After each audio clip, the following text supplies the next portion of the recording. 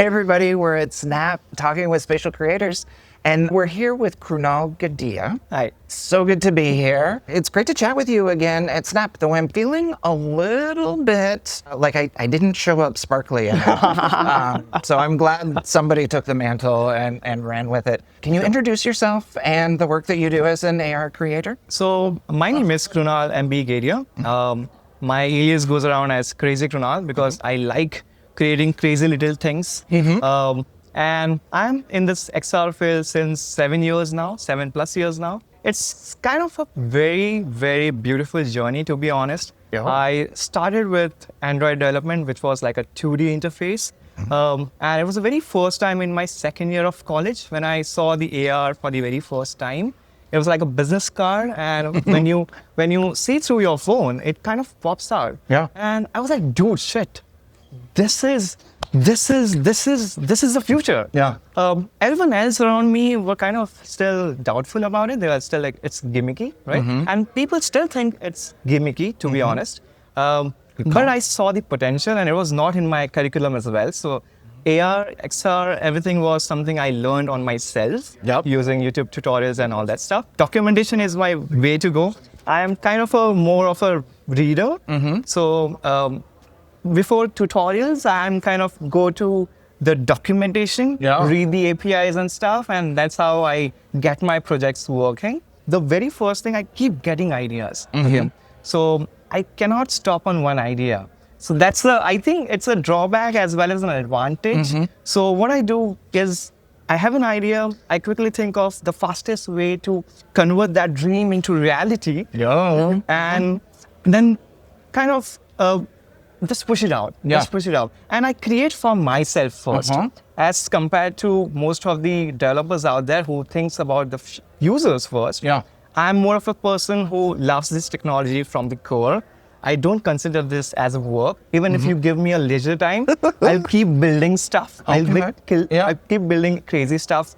And it's for myself because I find it very good. And then I just push it out. And of course, it's nice to see that if other people can also relate to it. And the likes and comments and shares are always welcome, you know. Always welcome. That's really a motivation booster for me. It sounds like your style, your creator's approach to AR isn't as much about a specific aesthetic, a specific kind of interaction. You see so much potential in these tools, and you're looking for how can I, one, test as many of them as possible, and two, how can I learn about all these niches and corners in the code base and bring that all into my toolkit. I love it. So it's less about one specific thing, and it's give me keys to it all. I love it. In this work that you do you work with brands or companies ever? Yes. So what my style is particularly when I create prototypes, I push it out there, and touch wood. I never had to approach any client from my side. It's always been when I push out these prototypes out there, some of the brands come reaching out to me, hey Krunal, we really loved your work. We want to create something similar around it. Would you be available to work with us? And that's how most of the projects have worked out. I'll give you an example of Iron Man AR, okay? So there was this, it was just a fandom lens which I created. So you have an R creator or anchored to your chest area, and you can use a secret, Yes, I'm actually Iron Man. So what you can do is you can use the hand tracking, and once you press it over here, the whole body changes into your Iron Man suit, and that is done digitally. Okay, and this was just a basic prototype which I wanted to create for myself as a fandom filter. But then again, I was in India. I got approached from the States, who is called James Origo, and he runs a motivational entertainment business, which is basically for cancer pediatric kids. And they wanted to use technology to realize the dreams which these kids have. Okay, and one of those kids really wanted to become a character, right? And it was not physically possible for that stuff to happen. And that's where the AR comes in, right? So I created an experience where the similar gesture was there, and he converted himself into his favorite cartoon actor, just by the press of a touch of the chest, right? And it was so amazing, and it was so wholesome moment, because it's now I'm not using technology just to have create money, but it's actually impacting someone's life. Yeah. Right. That's the kind of superpowers that they talk about, right? Like AR lets you do things that physically aren't possible, and you're giving these kids the opportunity to live their dreams. Woo! And to be honest, AR is something, so since coming from a 2D background, so I've created Android apps as well. AR is the only technology out there which gets you out of the screens. Yep. It is encouraging all the users to interact with real world, real people out there, right? So it's the only technology which is connecting people instead of disconnecting, right? And that's why I put my bet on it, even though 7 years back it didn't have that market. It still doesn't have it, to be honest. It still doesn't have it. But even if it takes 10 years more, I'll stick to this technology no matter what. Even the business goes up and down, I don't really care, because I'll still pushing out my crazy prototypes out there. Yeah. One of the benefits to this prototyping, to this getting it out quick, to distilling it to that fastest thing, is that you're also kind of distilling it to the essence of how and why you could use it other places. Correct. There's not so much story built up around it. There's not so much environment that you're oh, this is a Vader thing. How would I ever, it's all black in space. But what you're creating is something that's relatable in the content and in the technology, so that you can open people's brains. And there's just a few billion people out there that have to have a meaningful experience with it. Exactly. I think our goals around everybody being able to see our digital, creations and sparkle is. So currently I'm working on an app called Remember. Okay. Yeah. So I have this very bad habit of forgetting things everywhere, right? Even while I was flying from India, I almost forgot my passport where I kept it, right? So Remember is kind of an app where you can just wear it, and at regular intervals, it will capture all the space around you, and it will interpret the memories, and it will create a memory map, of your daily life. And it has manual mode as well, where you can tell it specifically that I've kept this earphones right there on this circular wooden table, right? And then later tomorrow, maybe, if you forgot this year, you can just ask the app, do you remember where I kept my earphones? And it will actually show you that thumbnail as well, that this is the table. And it will use the LLM models to have a natural speech that, hey, you forgot your earphones on the circular wooden table yesterday in the Snap office. So that's kind of things I really love to work, because I think when these official specs come out, it's this kind of experiences which will actually differentiate specs and other AR headsets out there. Games, everyone can build it, right? Gamification is of course necessary as well, but it's this little utility tools which will make your daily life enhance. And since of course it's a prototype, we cannot run it full day, but of course when specs comes out, public version, I am hoping so that they do have kind of a battery where you can actually keep it going.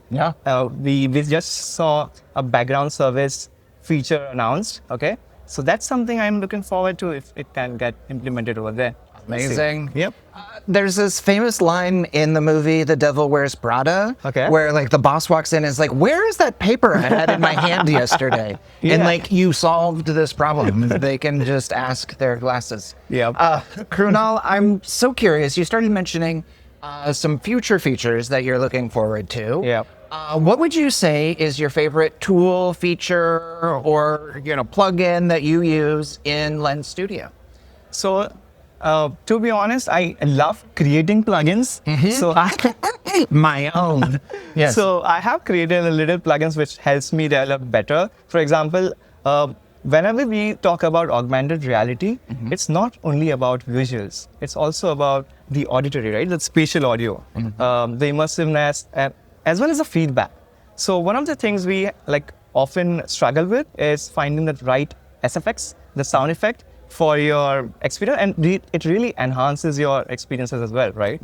So I've created this tool called SFX Genie, which lets you create any sound effects from a natural prompt using AI and directly imports into your project.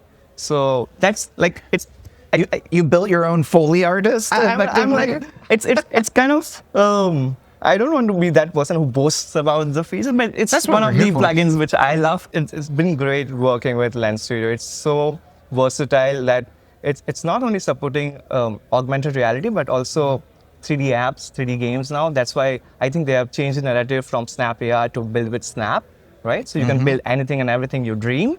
So AR is just the technical layer, right? Yeah. And anything you want is that end goal. It's like world is now becoming our interface. Like we shouldn't use the word apps now, to be honest. We should use the word spaces or experience. We are creating spaces around us. We are creating experiences. Krunal, you've touched on one of my sore spots in XR, which is like making new names for things. Yeah. I'm curious, where do you want to be in 5 years as an AR creator, and where do you want to see the industry? I really hope I live to see the future where everyone has those AR glasses, and it shouldn't be like forcing AR into our world, right? It should be a necessity. It should be something like it's actually enhancing our world with. Yeah. So you have the glasses on, and as we talk about the outfits, right? For example, you really loved my outfit, right? Mm-hmm. What if I can use those glasses and I can just change your digital outfit as well, right? You don't need to have that physical dress anymore. Yeah. I can just say, okay, change Nathan into an Indian traditional outfit, and it will put a nice sparkly kurta on you as well, and I can see through the glasses, right? This is my personal, like, why I want global adoption of AR glasses. Yep. Is I want you to be able to see the fashions I want to wear. So you know, to be honest, I'm honored to be honest. Yeah. For the future of AR developers out there, what advice would you give to somebody who's just getting started? The one advice I always give is don't fear to fail, right? Because many people, whenever they come into a new, it's not only about the AR domain. Whenever they come to a new domain, they always think they start initially and they get overwhelmed, right? And then most of them give up. So never give up, right? Stick through it. Use the community, right? Community is the best place to get your answers, all your bugs and solve. Because we feel, I myself, you won't believe it, I myself, like 5 years ago, I was a total introvert. Okay. I know that.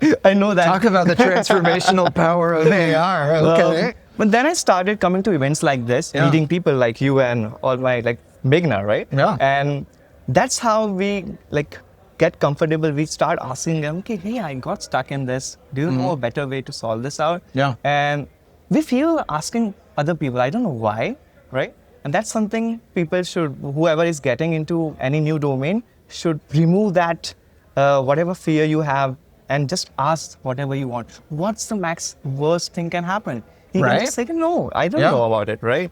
And the people are like, he's going to judge me. I am a noob. That's why he's asking these questions. Yeah. But in the overall sense, you are getting to learn something new, right? So never fear to fail. Yeah. Keep it consistently, like keep going, and use your community, use your platform tools and anything you got. And one thing also I would say, build in public, okay? Build in public. Whatever people are gonna ask you to build for that. So what I would say is, whenever we start building something new, and if you know that it's not confidential, you can actually start building in public, and you will have that peer pressure as well, because you have now shown it to public that I'm building something. So you will have it on your mind. Oh shit, dude! I already told people that I'm building this. I have to complete it, right? Accountability. Yep. And that's how you will get to build as well. And that's why I like hackathons as well, because hackathons give you that peer pressure, the competitive environment. I, to be honest, don't participate to win, but I participate to build something out which has been on my mind and I'm not able to get it out because of the procrastination and everything else. It sounds like you're building too many things. So Krunal, you called out this thing that I want to just say again, because I think it's like on the topic of like, what should a new creator know, right? Stick with it, learn, engage your community, because just like you said, in 5 years, you might be one of the top 50 AR creators right? That Snap's bringing in to And learn I want about people what's to up. be there. I want this experience for everyone, to be honest. Yes. I'm not the one who will like gatekeep all this experience. I have a community back in India. It's called XR Developers Group. So whatever I learn from here, and if it's not confidential, I'll just take all the notes from here and educate the people over there. Because I feel the technology and all this education shouldn't be a gatekeeping thing. It shouldn't be closed. It should be always open. Krunal Gediya, this has been such a fantastic conversation. Same here. I knew from the moment you walked in today that like we were gonna have a conversation, and you hit on so many of the things that I think are just crucial in this space. Also, so cool to meet the creator of so many lovely prototypes and examples of what you can do with Lens Studio. So cool. I literally built an app which is called Home Automation. So earlier we talked about Iron Man, right? It's not about just a suit. But I actually use the spectacles to look at the lights, and I do like this and we turn off. So yeah, we have a Jarvis with specs. We have a Jarvis with specs. Yeah. I love it. Let's do a high five. Let's do it. Yeah. Awesome.